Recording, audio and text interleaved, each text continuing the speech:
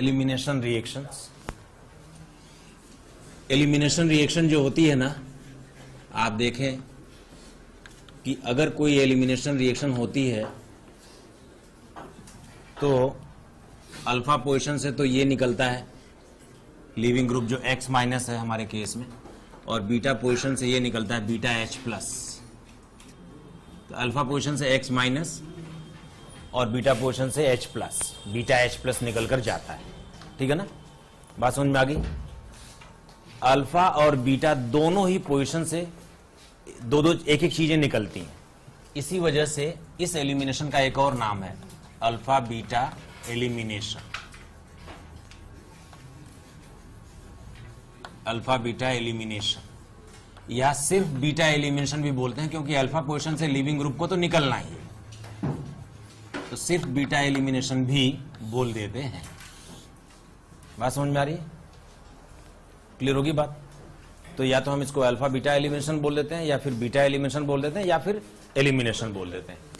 और X minus और beta H plus के निकलने के स्टाइल के बेसिस पर तीन तरह की एलिमिनेशन रिएक्शंस होती हैं मैकेनिज्म वाइज। एक है E1 reaction. E1 reaction when X minus leaves first. अगर X माइनस निकलेगा तो कार्बोकेटायन बन जाएगा, रीअरेंजमेंट हो जाएगा, then beta H plus leaves.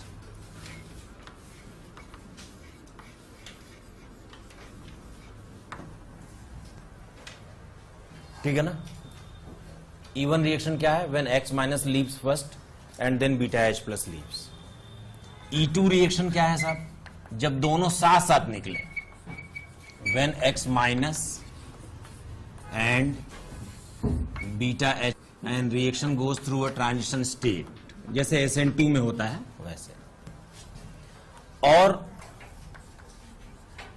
कहीं बीटा H प्लस पहले निकल जाए, when beta H plus leaves first, तो कार्बेनायन इंटरमीडिएट बनता है। किसी भी कंपाउंड से H प्लस निकाल लें, किसी भी कंपाउंड से H प्लस निकाल लें, तो जो बचा हुआ हिस्सा होता है उसको कॉन्जुगेट बेस बोलते हैं। ठीक है ना। उस कॉन्जुगेट बेस में E1 रिएक्शन होती है, इसलिए इसका नाम है E1CB, यानी E1 with respect to conjugate base. CB stands for conjugate base. और कार्बेनायन की ये रिएक्शन है, रीअरेंजमेंट वगैरह का कोई चांस नहीं कार्बेनायन में। Then X minus leaves. ठीक है ना। तो ये X और बीटा H प्लस के निकलने के स्टाइल के बेसिस पर तीन तरह की मैकेनिज्म्स पॉसिबल है। कौन कौन से साहब? E1, E2 और E1CB। E1 में पहले लिविंग ग्रुप या X माइनस निकल जाता है, कार्बोकेटायन बनता है, कार्बोकेटायन में जो भी रीअरेंजमेंट वगैरह होना है वो सब हो जाता है, उसके बाद फिर बीटा H प्लस निकलता है। E2 में क्या होता है? दोनों साथ साथ निकल जाते हैं ट्रांजिशन स्टेट के थ्रू, SN2 के एनालॉगस ये रिएक्शन है। और E1CB क्या है? E1CB वो रिएक्शन है जिसमें बीटा H प्लस पहले निकल जाता है, कार्बेनायन बन जाता है, और उसके बाद X माइनस निकलता है। क्लियर होगी बात? CB stands for conjugate base. और एलिमिनेशन रिएक्शन बेस की प्रेजेंस में होती है। बीटा H प्लस को निकालने के लिए जो रिएजेंट हमें चाहिए वो होता है एक बेस। ठीक है ना। और वही बेस न्यूक्लियोफिलिक कैरेक्टर भी रखता है, यानी वही रिएजेंट SN1 SN2 भी करवा सकता है जो हमने पढ़ लिया है, और वही रिएजेंट E1 E2 भी करवा सकता है। लेकिन एलिमिनेशन के लिए हमेशा थोड़ा सा टेम्परेचर चाहिए होता है, कम से कम 60 से 80 डिग्री सेंटीग्रेड के बीच में। ठीक है ना। ये एक नोट लिख लो जरा, for elimination reactions minimum 60 to 80 degree centigrade temperature is required. यानी हीटिंग इसमें आवश्यक। बात समझ में आ रही है? तो हम लोग अपना आज शुरू करेंगे लेक्चर E1 रिएक्शन से। E1 reactions of alkyl halide. पूरा नाम है यूनिमॉलिक्यूलर। यूनिमॉलिक्यूलर मतलब molecularity 1, unimolecular elimination reaction. Of RX। इसमें जो रिएजेंट यूज करते हैं वो है वीक बेस, और वीक बेस का सबसे अच्छा एग्जांपल है एल्कोहल। वाटर भी वीक बेस में ही कंसीडर किया जाता है, but water can not cause elimination, ठीक है ना। तो रिएक्शन क्या होती है साहब? रिएक्शन ये होती है कि मान लो यहां पर X लगा हुआ है और ये CH3 है, तो पहले स्टेप में ये X माइनस लीव करता है, यही स्लो स्टेप है और RDS है। ये रिएक्शन बिल्कुल वैसे, पहला स्टेप बिल्कुल वैसे हो रहा है जैसे SN1 में होता है, ठीक है ना। तो बन गया एक कार्बोकेटायन। ये कार्बोकेटायन एक इंटरमीडिएट है। ये कार्बोकेटायन, इस कार्बोकेटायन के एक H को मैं अलग से, मतलब इस CH3 के एक H को अलग से शो कर दे रहा हूं। Carbocation is the intermediate and rearrangement possible.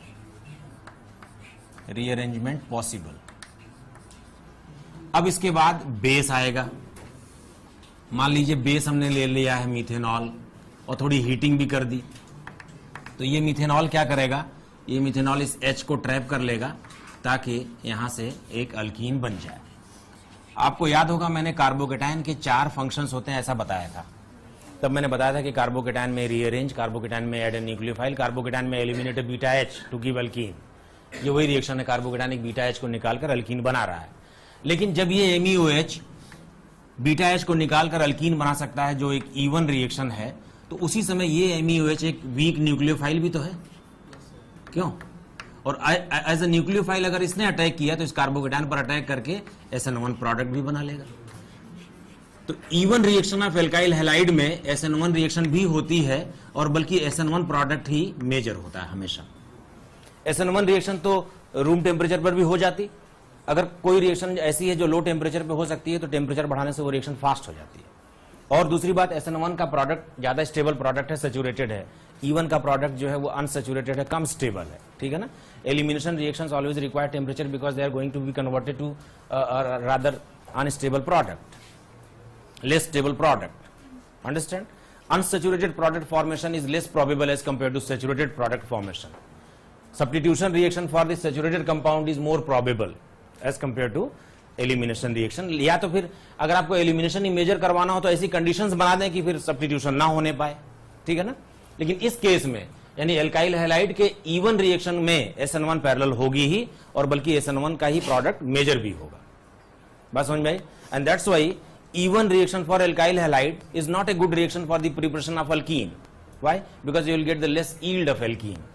Major product would be SN1. SN1 product will be the major product. You understand? सभी को बात समझ में आई? तो जरा ये नोट कर लो, तो इसका की पॉइंट्स में कुछ पॉइंट नोट कर लेते हैं साथ। In first slow step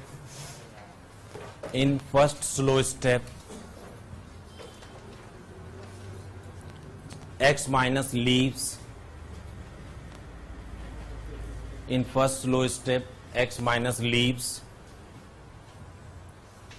to give a carbocation,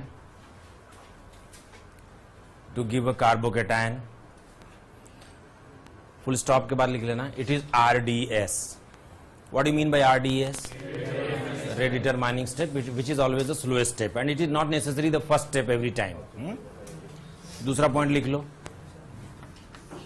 intermediate is a carbocation and rearrangement possible.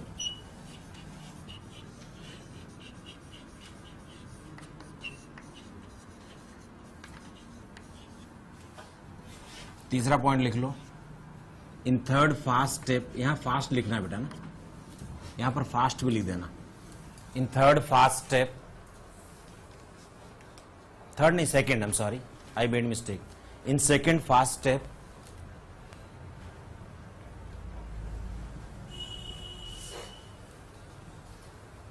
the weak base abstracts beta H. Do you understand abstracts? Yes. The weak base abstracts beta H to give alkene as product. Weak base abstracts beta H to give alkene as product. ठीक है ना। Next point लिख लो, SN1 reaction goes parallel with E1. SN1 reaction goes parallel with E1. SN1 reaction goes parallel with E1 and SN1 product is the major product. SN1 reaction goes parallel with E1 and SN1 product is the major product. ठीक है ना, बात समझ में आ रही है। और इसके काइनेटिक्स में तो आप जानते ही, ये मॉलिक्यूलरिटी 1 है, ऑर्डर 1 है, केवल एल्काइल हैलाइड के कॉन्सेंट्रेशन पर डिपेंड करता है। पी डायग्राम भी इसका आएगा डबल पीक वाला, जो कार्बोकेटाइन का डायग्राम होता है वगैरह वगैरह। इसके बाद E1 reaction follows Saytzeff's rule.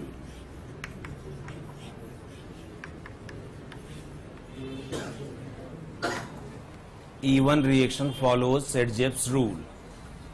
जरा सेडजेव्स रूल लिख लो।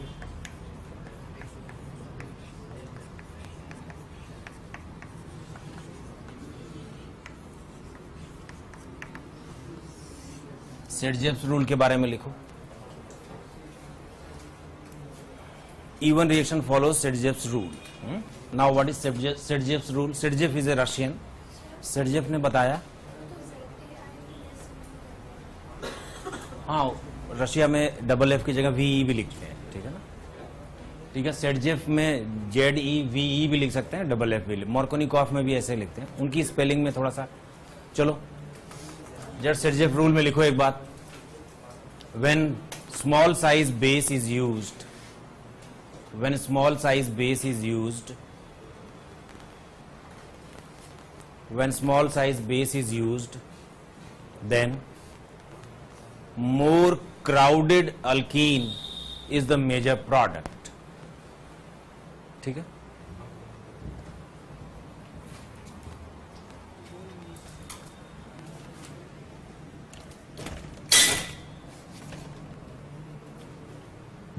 when small size base is used, the more crowded alkene is the major product.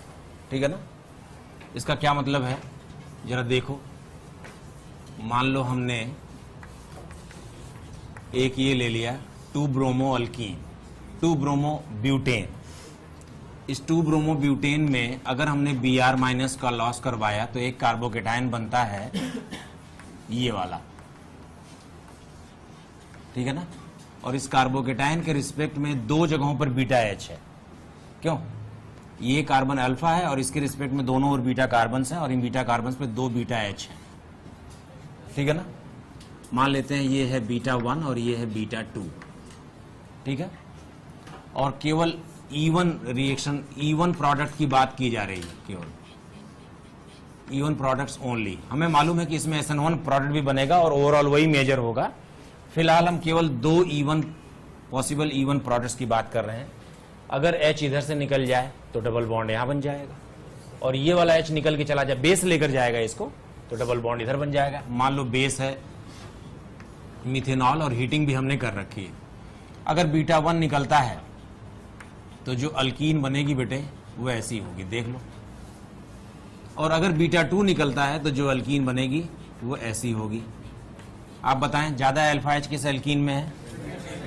ये ज्यादा क्राउडेड है, यही मेजर प्रोडक्ट होता है, ठीक है ना, और ये माइनर प्रोडक्ट होता है। सेडजेफ ने कहा कि ज्यादा अल्फा H वाला जो अल्कीन होगा वही मेजर होगा, और इसको सेडजेफ अल्कीन भी कहा जाता है, सेडजेफ अल्कीन भी कहा जाता है, ठीक है ना, या सेडजेफ प्रोडक्ट भी कहा जाता है। और इसी तरीके से ये हॉफमैन अल्कीन कहा जाता है। हॉफमैन नाम के साइंटिस्ट ने कहा था कि 80% तो ये बनता है, सेडजेफ साहब ने जो बताया 20% ये बन जाता है, ठीक है ना। तो ये हॉफमैन्स अल्कीन कहलाता है। बात समझ में आ रही है?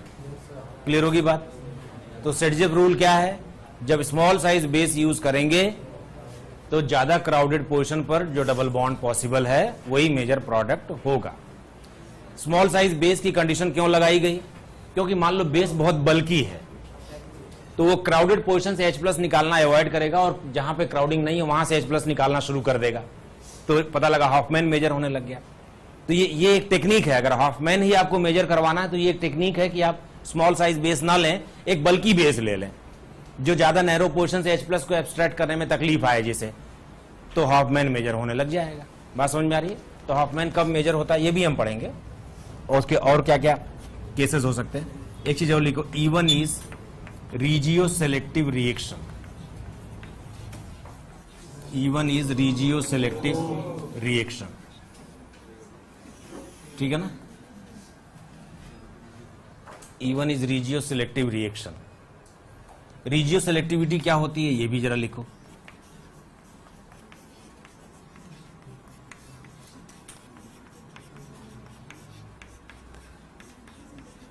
रीजियो सेलेक्टिविटी, जहां कहीं भी सेलेक्टिविटी ये टर्म आता है ना, तो समझो प्रोडक्ट में कुछ खास बात है। अगर कहा जाए कि ये रिएक्शन बड़ी सिलेक्टिव है, इसका मतलब कि इस रिएक्शन का जो प्रोडक्ट है उसमें कुछ स्पेशलिटी है, उसमें कोई खास बात है, ठीक है ना, प्रोडक्ट से रिलेटेड कोई बात है।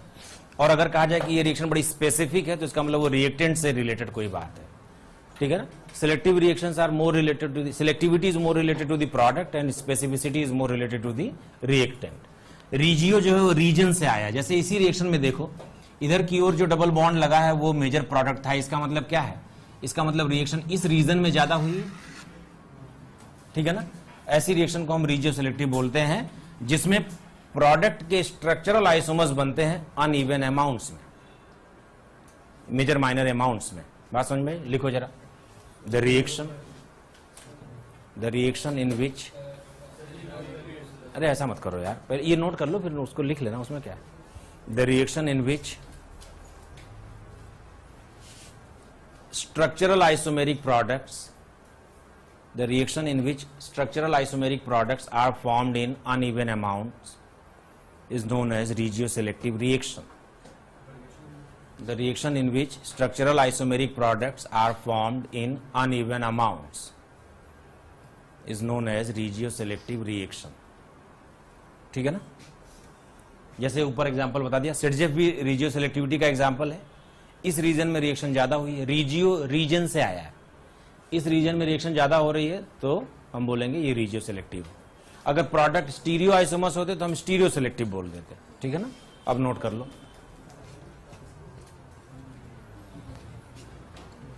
शुरू करें, लिखो जरा।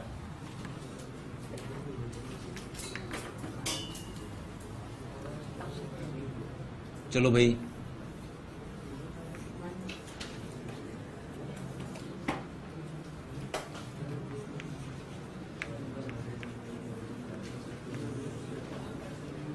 चलो हमने लिया है इथेनॉल और इसको हीटिंग भी किया है। सबसे पहले क्या बनेगा, कार्बोकेटाइन। क्या उस कार्बोकेटाइन में रीअरेंजमेंट होगा? कैसा रीअरेंजमेंट होगा? मिथाइल शिफ्ट के बाद कार्बोकेटाइन यहाँ आ जाएगा और यहीं पर OET आके SN1 प्रोडक्ट बना लेगा। तो एक तो SN1 प्रोडक्ट होगा जो सबसे ज्यादा क्वांटिटी में बनेगा, क्यों? ये SN1 प्रोडक्ट हो गया। अब E1 में कौन कौन से बनेंगे? इसके इधर और इसके इधर और ऊपर, तो ये इधर तो दोनों कॉमन है, क्यों? तो एक एल्कीन तो ये वाला बन जाएगा,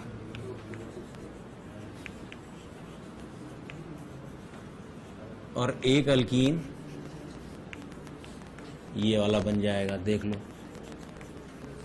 कोई सिस ट्रांस तो नहीं हो रहा, कोई सिस ट्रांस तो नहीं हो रहा।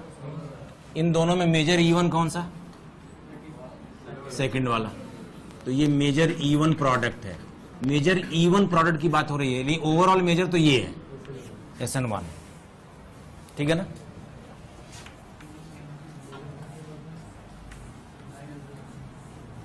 मान लो हमने ये ले लिया, मिथेनॉल से हीटिंग कर दी, बताओ कार्बोकेटाइन बन जाएगा? कैसा? ये वाला कार्बोकेटाइन बन जाएगा। क्या होगा इसमें?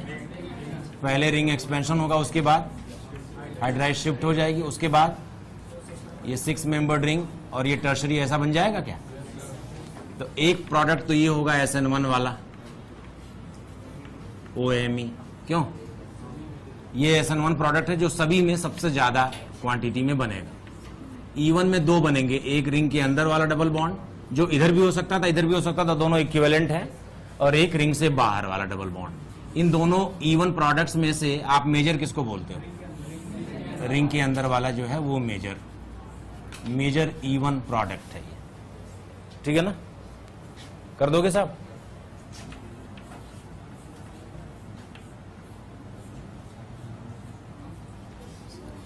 इसमें बताओ जरा, अगर MEOH लेकर हीटिंग कर दें और केवल इवन प्रोडक्ट लिखो, you right only even product, तो क्या लिखोगे बोलो? ये दोनों लिख दोगे क्या?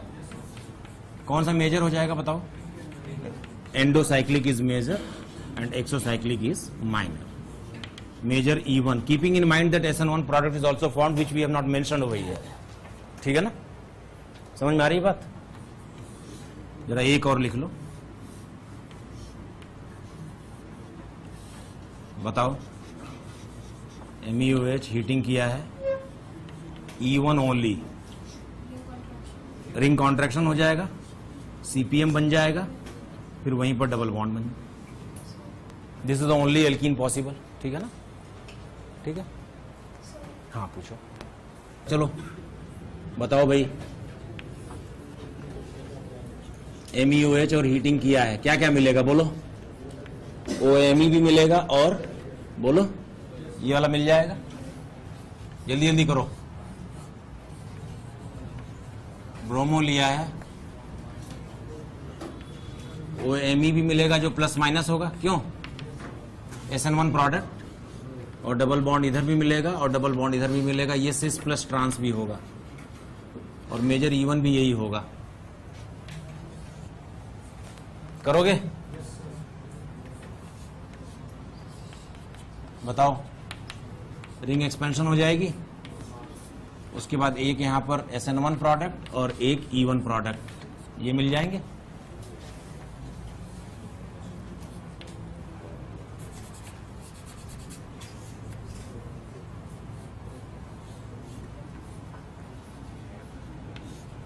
बोलो। कार्बोकेटायन बनेगा, शिफ्ट हो जाएगा, H माइनस शिफ्ट, यहीं पर OMe आ जाएगा, और डबल बॉन्ड इधर भी मिलेगा और इधर भी मिलेगा, क्यों? एक तो ये मेजर प्रोडक्ट SN1, दूसरा ये, और तीसरा ये। दोनों E1 में कौन मेजर है, पहला या दूसरा? पहला। क्या है, सिस ट्रांस भी करेगा ये? बोलो, नहीं करेगा। समझ आ रही है बात?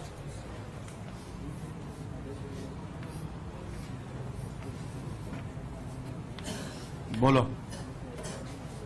कार्बोकेटायन बन जाएगा, कोई रीअरेंजमेंट होगा?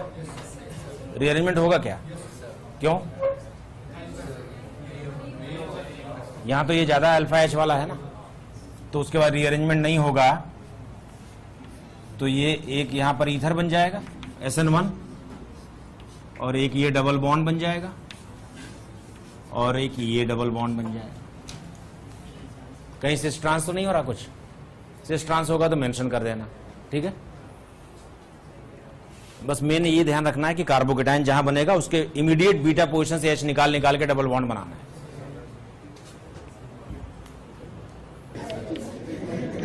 Even of alcohols,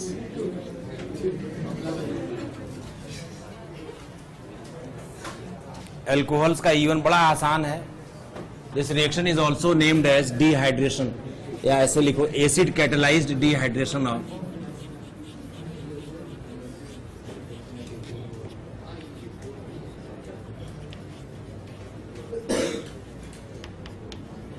alcohols. Acid catalysed dehydration of alcohols क्या होता है? मान लो एक अल्कोहल ले लें, इसमें रिएजेंट होता है या तो कॉन्सेंट्रेटेड H2SO4 या फिर H3PO4, इससे मिलेगा H प्लस और HSO4 माइनस। सबसे पहले स्टेप में ये H प्लस प्रोटोनेशन कर लेगा। ये स्टेप फास्ट है या स्लो है? क्यों? ये एक एसिड बेस रिएक्शन है। अब ये प्रोटोनेटेड अल्कोहल जो है इसमें से H2O निकल जाएगा, यही E1 रिएक्शन है। और H2O के निकलने के बाद यही RDS है, यही स्लो स्टेप है, एक कार्बोकेटायन इंटरमीडिएट बन जाएगा। एक बीटा H को मैंने अलग करके लिख दिया है, this is carbocation intermediate and it may rearrange. इसमें से HSO4 माइनस जो पहले ही एक बार फ्री हुआ था, ये फास्ट स्टेप में इस H को एब्स्ट्रैक्ट करता है और ये बनवाता है एल्कीन प्लस H2SO4। आप देखें एसिड रिएक्शन में पार्ट तो करता है but it is ultimately not consumed. ऐसे रिएजेंट्स को हम कैटलिस्ट बोलते हैं विच में take part in the reaction but ultimately they are not getting consumed in the reaction. तो ये एक एसिड कैटलाइज्ड डिहाइड्रेशन है। ओवरऑल रिएक्शन में क्या हुआ, एक H2O ही तो निकल गया। डिहाइड्रेशन मतलब रिमूवल ऑफ H2O, ठीक है ना। बात समझ में आ गई, क्लियर होगी बात।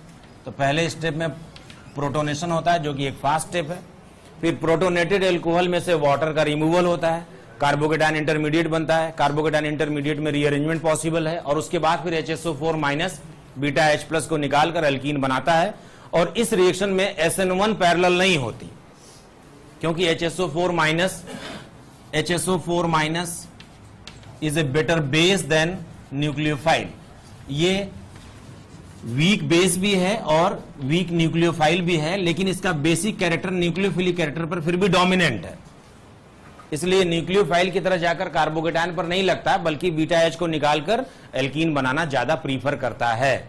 और इसीलिए no parallel SN1 in this case, no parallel SN1 reaction in this case, and that's why this reaction is a very good method for the preparation of alkene. Dehydration of alcohol is good method for the preparation of alkene because no parallel SN1 is taking place. Why parallel SN1 is not taking place? Because HSO4 minus, which was supposed to react like a nucleophile, is a better base than nucleophile. Although its basic character is weak, but its nucleophilic character is also weak.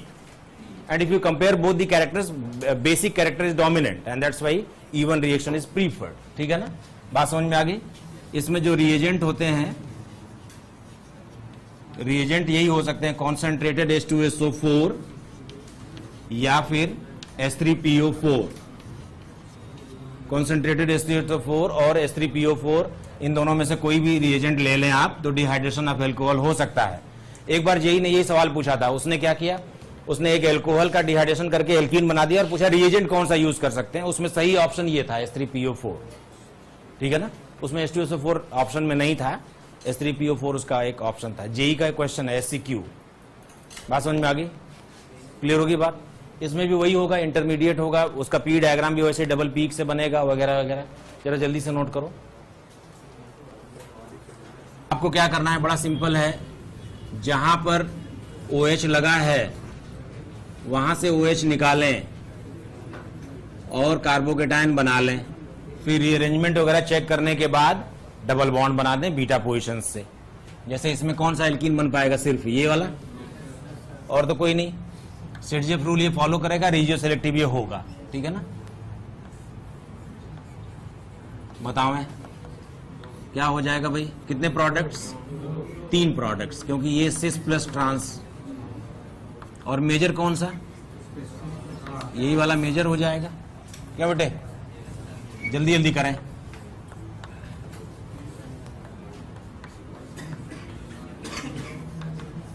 एक एंडोसाइक्लिक और एक exocyclic. Major कौन सा बेटे, पहला वाला।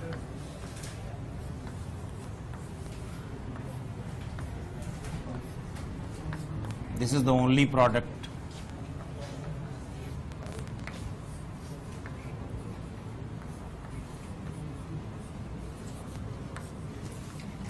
बताओ साहब, रिंग कॉन्ट्रैक्शन, एक फिनाइल यहां एक फिनाइल यहां, यहीं पर प्लस चार्ज आएगा, डबल बॉन्ड इधर ही बन सकता है, बेंजीन रिंग की ओर तो बन नहीं सकता। बल्कि इस डबल बॉन्ड को बेंजीन रिंग से एक्सटेंडेड कॉन्जुगेशन की स्टेबिलिटी भी हो जाएगी, ठीक है ना। बात समझ में आ रही है। एक ये भी बनावे,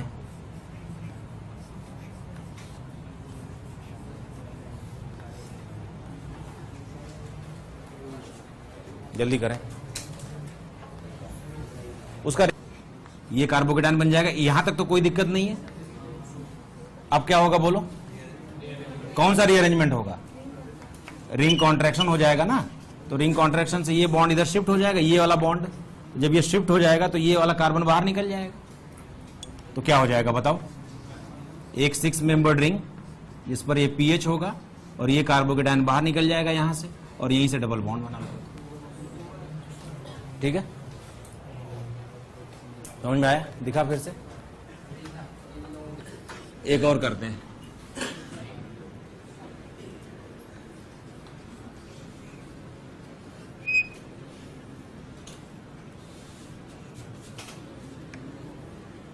और यहां पर है OH और कॉन्सेंट्रेटेड H2SO4 लिया है। बताने की जरूरत नहीं है कि जहां OH है वहीं पर बन जाएगा प्लस चार्ज।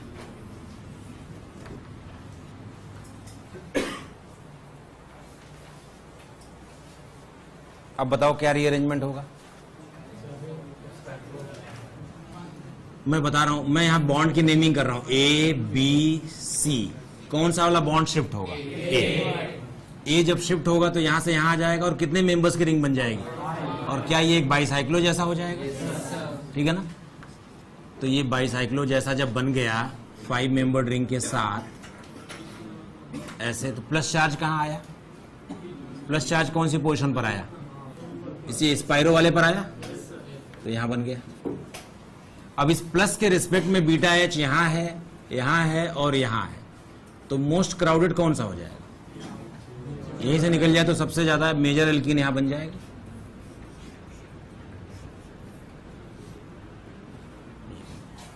ठीक है ना? ये वाला रीअरेंजमेंट भी करवाया है मैंने। एक और करते हैं, ऐसे ही कर रहा हूं, पूरा नहीं करूंगा, आप करके बताना। यहां पर OH लगाया है और कॉन्सेंट्रेटेड H2SO4 लिया है।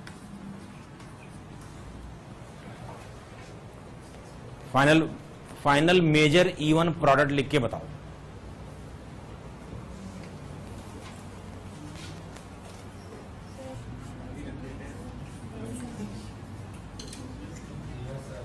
ये हो जाएगा। अब तो कर लोगे मेरे ख्याल से। E1 में अब दिक्कत नहीं आएगी आपको बॉयज, E1 ऑफ एल्कोहल में कोई दिक्कत नहीं आएगी। ठीक है ना? एक जरा रीअरेंजमेंट यही देख लो, डाईइनोन फिनॉल रीअरेंजमेंट।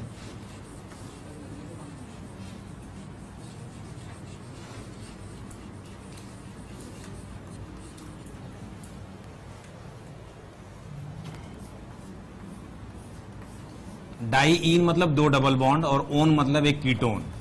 इस पर हमने ले लिया है मिथाइल्स। ठीक है ना? अगर हम H2SO4 की रिएक्शन करवाएं तो इसमें से H+ निकलेगा और सबसे पहले ये H+ प्रोटोनेशन कर लेगा। एक फास्ट स्टेप में जब प्रोटोनेशन हो जाएगा तो आप देखें ये OH+ बन जाएगा बेटे। ठीक है? तब ये पाई बॉन्ड इधर ब्रेक होगा जिससे प्लस चार्ज यहां आ जाएगा।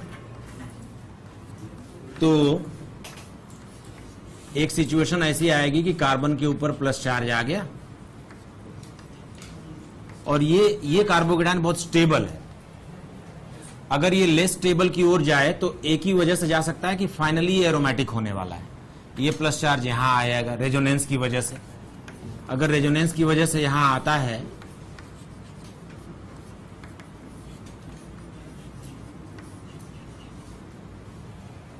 तो उसमें एक मिथाइल शिफ्ट हो जाएगी। आप देखें इस कार्बन पर एक H है, प्रत्येक कार्बन पर एक हाइड्रोजन है, सिर्फ दोनों मिथाइल वाले को छोड़कर। तो यहां एक मिथाइल शिफ्ट हो जाएगी। मिथाइल शिफ्ट के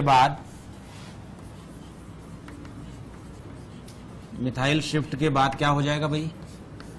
ये बन जाएगा OH, ये डबल बॉन्ड है इसे, यहां मिथाइल आया, यहां मिथाइल आया और यहां प्लस चार्ज आया। अगर आप इस कार्बोकेटायन को कोई न्यूक्लियोफाइल नहीं दे रहे हो तो ये अपने बीटा पोजीशन से H को निकाल देगा। क्यों?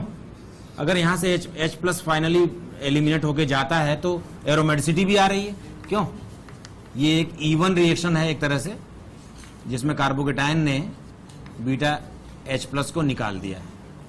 और इस तरह से हमने देखा कि डाईइनोन जो है वो एक फिनॉल में रीअरेंज हो जाता है। डाईइनोन से फिनॉल का रीअरेंजमेंट है ये इतनी चीजें अनस्टेबल है, कार्बोकेटायन है, उसके बाद रीअरेंजमेंट होता है कार्बोकेटायन में, उसके बाद फिर बीटा H प्लस हो जाता है, and that is E one reaction.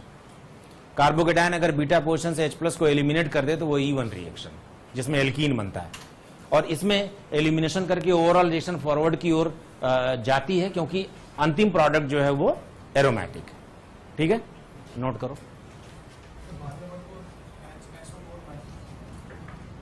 एक और रिएक्शन है pinacol pinacolone rearrangement.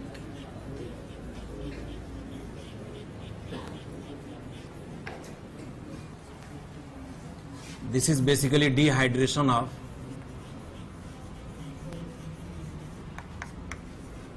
vicinal diols। Vicinal diol, vic diol मतलब अगल बगल वाली पोजीशन से दो OH हैं और उसमें से एक H2O का निकलना। ठीक है ना। पहले रिएक्शन क्या है वो देख लो। सभी लोग लिखना बंद कर दें बेटे, बोर्ड की ओर देखें जरा। This compound is named as pinacol. It's an alcohol. अगर हम इसकी रिएक्शन H2SO4 से करवाएं H प्लस की प्रेजेंस में, तो ये एक नए प्रोडक्ट में रीअरेंज हो जाता है जो कि एक कीटोन है, and this product is named as pinacolone. It's a ketone. सभी लोग जरा बोर्ड की ओर देखें, लिखे नहीं, इसका मैकेनिज्म सिखा रहा हूं पहले। मैकेनिज्म ये है, मुझे बताते चलो जरा। हमने एक डाइऑल लिया है, इस डाइऑल में क्या होगा अगर H प्लस मिलाया जाए? प्रोटोनेशन ही होगा सबसे पहले। कौन से वाले OH पर होना चाहिए? दोनों OH इक्विवेलेंट है, किसी एक पर हो जाए तो H2O बन जाएगा, मतलब OH2 प्लस बन जाएगा, जिसमें से H2O निकलने का पूरा सीन बन जाएगा। अगर ये दोनों OH इक्विवेलेंट ना होते तो प्रोटोनेशन उस OH पर होता है जिस पर से निकलने पर कार्बोकेटायन ज्यादा स्टेबल हो रहा होता। ठीक है ना। अब ये H2O निकल गया, H2O के निकलने से एक कार्बोकेटायन बना है। आप मुझे बताएं, क्या इस कार्बोकेटायन पे जो टर्शरी भी है और इसको दो बेंजीन रिंग्स का रेजोनेंस स्टेबिलाईजेशन भी है, क्या इसमें कोई रीअरेंजमेंट पॉसिबल है? Will it rearrange? किस लिए रीअरेंज करेगा ये? प्लस M की स्टेबिलिटी के लिए। तो फिनाइल शिफ्ट हो जाएगी, क्यों? तो 1,2 फिनाइल शिफ्ट के बाद 1,2 फिनाइल शिफ्ट के बाद ये आ जाएगा यहां पर। ठीक है ना। और एक कार्बन पर 3 फिनाइल रिंग्स आ जाएंगी, फिनाइल ग्रुप आ जाएंगे, क्यों? अब इसको मिलेगा प्लस M। इसी प्लस M के चक्कर में तो इधर आया है ये कार्बोकेटायन। तो प्लस M के बाद ये कैसा बन जाएगा बेटे, बोलो? ये डबल बॉन्ड OH प्लस, क्यों? और ये फिनाइल फिनाइल फिनाइल, इसमें से H प्लस निकल जाएगा। इसमें से H प्लस निकलने के बाद ये बन जाएगा पिनाकोलोन। सभी को बात समझ में आई? इसमें दो बातें खास हैं। एक तो ये कि प्रोटोनेशन उस OH पर होगा जिस पर ज्यादा स्टेबल कार्बोकेटायन बनता हो, और दूसरी चीज कि जब शिफ्ट होगी तो माइग्रेटरी एप्टीट्यूड के ऑर्डर का strictly it will follow the order of migratory aptitude strictly, क्योंकि शिफ्ट जो है वो एक स्लो स्टेप है। मैंने आपको एक बार माइग्रेटरी एप्टीट्यूड का ऑर्डर लिखवाया था, पीएच माइनस, फिर 321, फिर मिथाइल माइनस, और मैंने कहा था कि इस ऑर्डर का स्ट्रिक्टली पालन नहीं होता। लेकिन इस रिएक्शन में that migratory aptitude order will be followed strictly. Why? Because the migration step is a slow step. Whenever migration step is a slow step, the order will be followed strictly, and when migration is a fast step, rearrangement is a fast step, then that order will not be followed। जैसा कि अभी SN1 में हमने देखा था कि हम उस ऑर्डर को फॉलो नहीं कर रहे थे, उसके लिए हमने एक ट्रिक बनाई थी। क्यों? कि जब सेम काइंड के ग्रुप होंगे तो इलेक्ट्रॉन डेंसिटी के हिसाब से शिफ्ट करवाएंगे, और अगर डिफरेंट नेचर के होंगे तो हाँ स्टेबिलिटी ऑफ कार्बोकेटायन से कराएंगे। नोट करो जरा।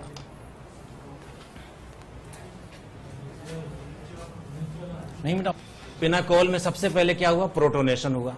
प्रोटोनेशन करके ये H2O निकल गया, ठीक है ना। जब H2O निकला तो उस कार्बन पर आया कार्बोकेटायन बन के प्लस चार्ज आया। इस कार्बोकेटायन में रीअरेंजमेंट हुआ और पड़ोसी कार्बन से फिनाइल शिफ्ट होने के बाद ये यहां आ गया, जहां से H+ का फायर करके ये कीटोन बन गया। इसमें दो बातें जो इंपॉर्टेंट है वो क्या है कि ज्यादा स्टेबल पोजीशन पर कार्बोकेटायन पहले बनेगा, फिर माइग्रेटरी एप्टीट्यूड का ऑर्डर फॉलो किया जाएगा, ठीक है ना। दोनों बातें लिखो जरा की पॉइंट्स में। की पॉइंट्स में पहला पॉइंट लिखो, carbocation is formed at most stable position. Carbocation C+ is formed at most stable position. और दूसरा पॉइंट लिखो,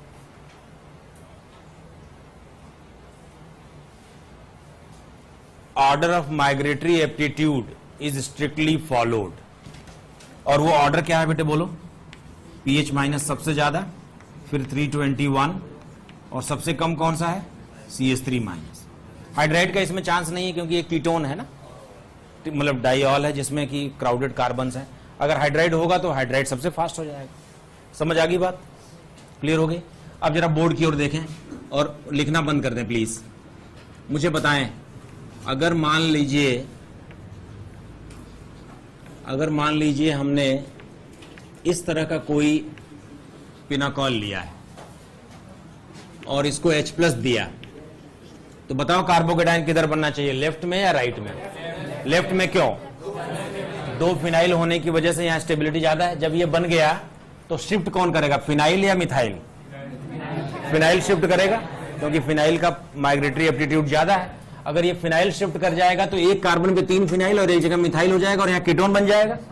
फाइनल प्रोडक्ट डायरेक्ट लिखो क्या, एक कार्बन पर 3 फिनाइल, 2 इसके पास पहले से थे और एक माइग्रेट करके आया, और एक कार्बन पर कीटोन जहां मिथाइल रह गया था, ठीक है ना।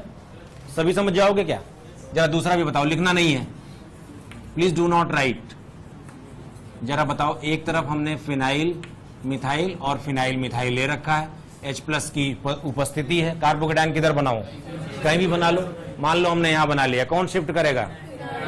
एक जगह 2 फिनाइल 1 मिथाइल हो जाएगा। क्यों? एक जगह 2 फिनाइल 1 मिथाइल हो जाएगा और दूसरे कार्बन पर क्या हो जाएगा, कीटोन के साथ मिथाइल हो जाएगा, ठीक है ना। कोई कायरल वायरल तो हो नहीं रहा। एक और देख लो जरा, चलो इधर देखो, बोर्ड की ओर देखें सभी लोग। ये OH है, यहां फिनाइल लिया, ये OH लिया और यहां पे मिथाइल्स लिए 2। बताओ कार्बोकेटायन किधर बनेगा, लेफ्ट में बन जाएगा। शिफ्ट कौन करेगा? अब कोई ऑप्शन नहीं है, मिथाइल शिफ्ट कर जाएगा। तो एक कार्बन पर 2 फिनाइल और 1 मिथाइल, क्यों? और दूसरे कार्बन पर बेटे कीटोन और मिथाइल। बात समझ में आ गई, क्लियर हो गई ये बात? जरा ध्यान से देखो, बोर्ड की ओर देखना।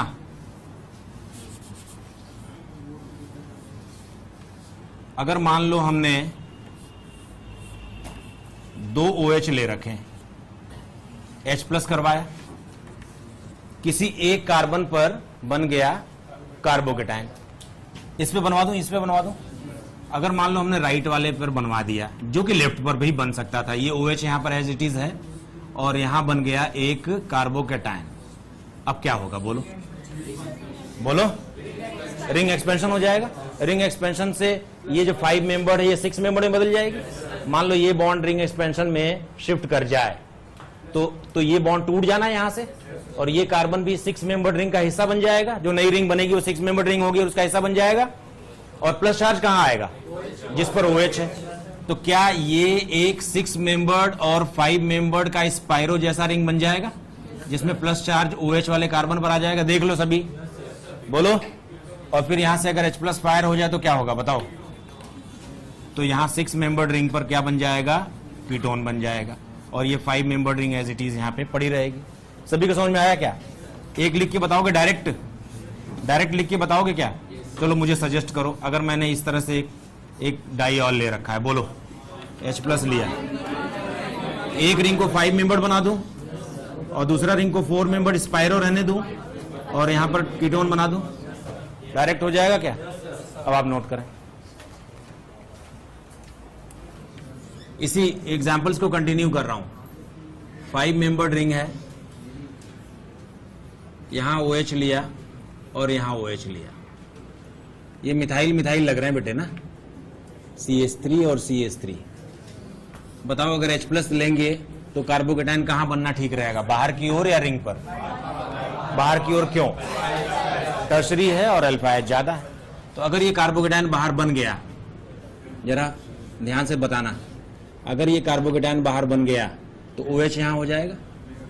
अब क्या होगा बोलो, कौन सा वाला बॉन्ड शिफ्ट होकर जाएगा, ये वाला या ये वाला? दोनों इक्विवेलेंट है।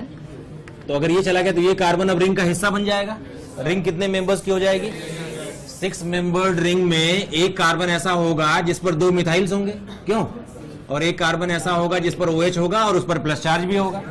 तो फिर क्या बन जाएगा? फाइनली कीटोन बन जाएगा यहीं पर। क्यों बेटे? एक आपको दो करके बताओगे?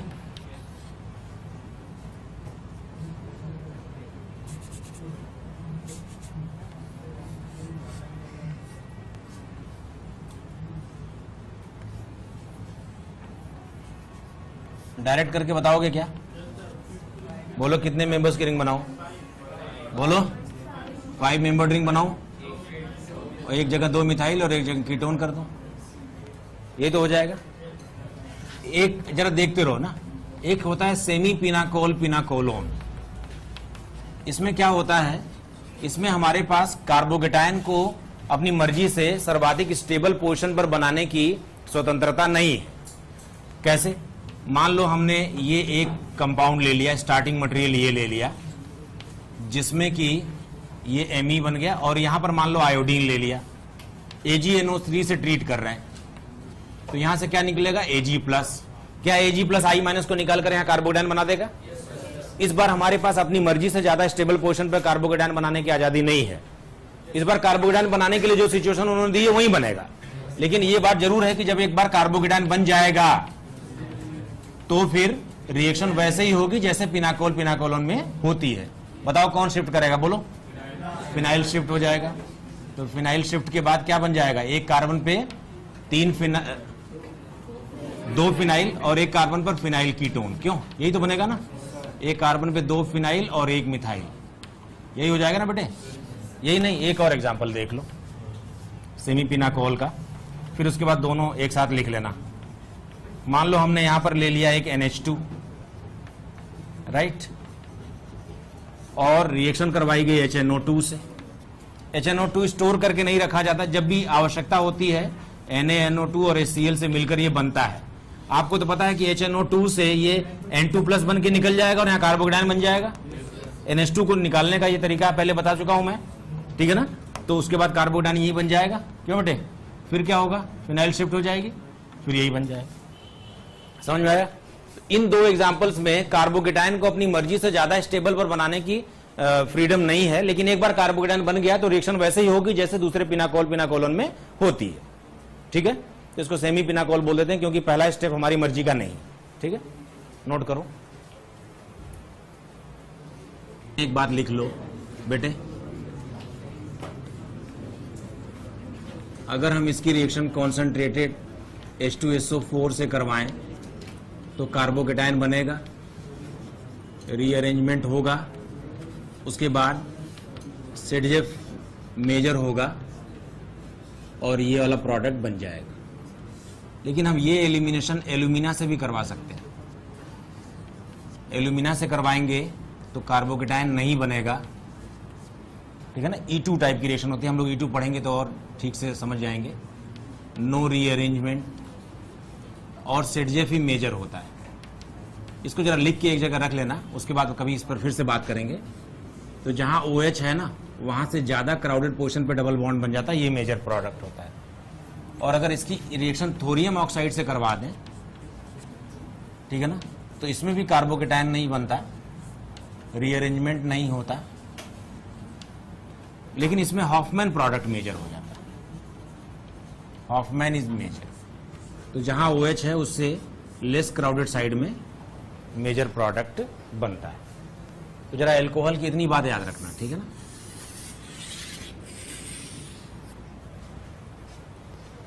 ठीक है, एक एल्कोहल का पेज बना दूं, अभी तक जो एल्कोहल की रिएक्शंस हमने पढ़ी है उसके बारे में। अभी टाइम नहीं है क्या?